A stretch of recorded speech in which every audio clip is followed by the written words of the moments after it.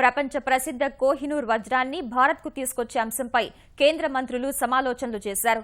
విదేశీ వ్యవహారాల మంత్రి సుష్మా స్వరాజ్, సాంస్కృతిక వ్యవహారాల మంత్రి మహేష్ శర్మ, కేంద్ర మంత్రివర్గ కార్యదర్శి ఇతర అధికారులతో ఈ అంశంపై సుమారు 45 నిమిషాల పాటు చర్చించారు. ప్రస్తుతం లండన్ టవర్లో ప్రదర్శనకు ఉంచిన 108 క్యారెట్ల కోహినూర్ వజ్రాన్ని బ్రిటన్ బలవంతంగా కానీ దొంగిలించి కానీ తీసుకువెళ్లలేదని ఈస్ట్ ఇండియా కంపెనీకి నాటి పంజాబ్ పాలకులే బహుమతిగా ఇచ్చారని పేర్కొంటూ కేంద్రం ఇటీవల సుప్రీంకోర్టుకు తెలిపింది. వజ్రాన్ని వెనక్కి రప్పించడంలో చట్టపరంగా, సాంకేతికంగా పలు సమస్యలు ఉన్నట్లు వివరణ ఇచ్చింది.